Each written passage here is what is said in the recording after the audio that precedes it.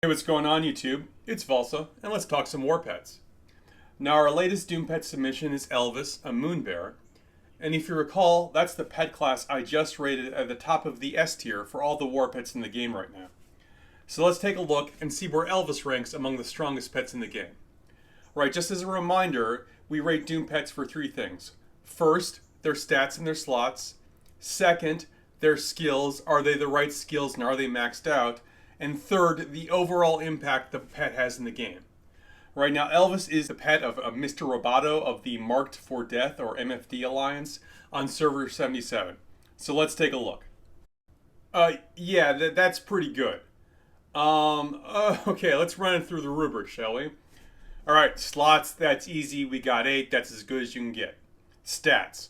Alright, moon bears care a lot about strength and agility, and then they care a little bit about luck and endurance. Alright, now let's look at that strength. I'm trying to think that may be the highest I've ever seen. 347 is actually the highest that the game will let you get on a moon bear. I don't think any other pet can get higher, but I don't think I've ever seen it even if they can. Outstanding strength. Now agility is also maxed. I mean, I've seen higher agility in other pets, but not on a moon bear. And you know why I've never seen higher agility on a moon bear? Because this is also literally the highest level of agility you can get on the moon bear pet, right? They care about strength and agility, and both of these stats are literally maxed out. Awesome. All right, now we look at the luck score. You know, it's only S tier. Right? You know, the only luck skill you typically see on the moon bear, however, is Blood Roar, maybe Intense Fierce Attack. And I mean, like, Blood Roar is a strong skill. Luck is far less important on the moon bear than strength and agility. All right, and finally we have endurance, right? And his endurance skill, this is really the only weakness on the pet. But his only endurance skill here is Counter-Strike. And what does endurance do for Counter-Strike? Well, it increases the damage factor for the Counter-Strike counterattack. And, like, you'd always rather have more damage. But the main reason you have Counter-Strike on the moon bear is to enable advanced Counter-Strike, which he has. That's agility based, as well as any relevant hero synergies.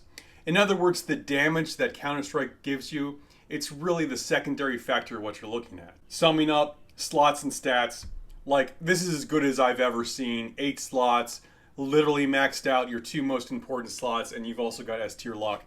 Awesome. All right, now what about the skills?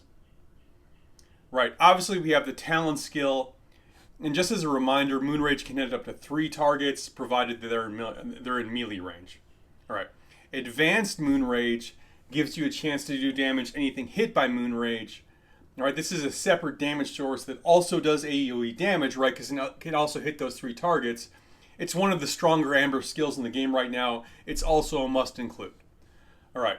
The crit damage packet he's got here, that's a must include, even if the luck is quote-unquote only S tier.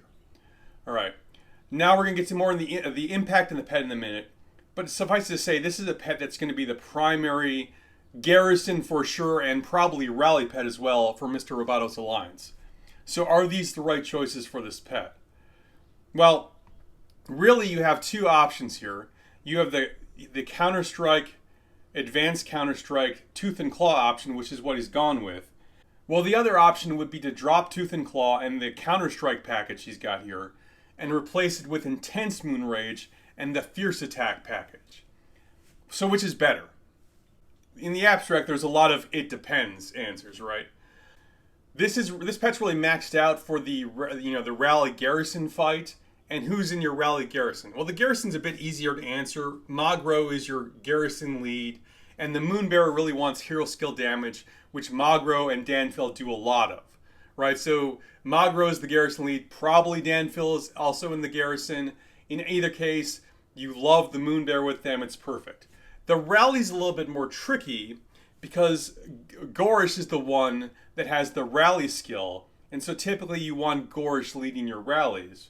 But the Moonbear cares about, the rage skill damage, and Gorish does no rage skill.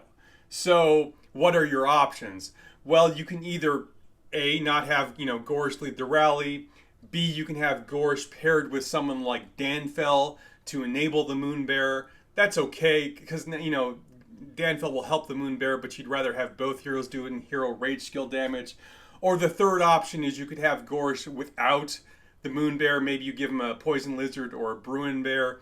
That's also not optimal, but it is an option. All which is to say is like the Moon Bear could very well be your rally pet, but it's certainly going to be your garrison pet. Okay, so there's going to be some variability. The hero this gets paired with when it's in that rally garrison fight. You know, counter strikes, that's a must include if you're running it with the counterattack heroes. That's Gorsh and Skogul. It's not useless if you're running with Magro Danfell, but it is less important if you're running with Magro Danfell. If nothing else, it enables advanced counter-strike, which is an awesome skill regardless. What the calculation really comes down to in the abstract is, are you more concerned about single target damage, winning the 1v1 fight, or are you more concerned about doing AoE splash damage and protecting yourself from being swarmed, or protecting yourself from being attacked by multiple rallies simultaneously? And there's no right answer there. Generally speaking, infantry rallies or infantry garrisons don't get swarmed very much, but it's not never, and they can get hit with multiple rallies or multiple counter rallies. Anyway, the general answer is for single target, the one-on-one fights, the Fierce Attack package plus Intense Moon Rage performs better, but for AoE damage, for swarm protection and 360 protection, the Counter-Strike package plus Tooth and Claw perform better. And like I said, there's no per se right answer there. Now, just as an aside here, I'm talking all about the rally garrison fight. The Moon Bear has a couple other options. One, it's what if you're running Magro Danfell just as an open field infantry march, this is your best pet, and the Counter-Strike package is better for open fielding with Magro Danfell. The second thing is the Moon Bear can also double as a cav pet, particularly with Tobin and Urag. And if you're running it as a cav pet, you definitely want the Fierce Attack package. All right, that aside, you've heard me caveat a bunch of times, generally in the abstract. And why is that? Because in this case, with Elvis, there is a right answer. The strength and agility on Elvis are amazing, like literally maxed out. The luck is very good, and the endurance is actually awful, right?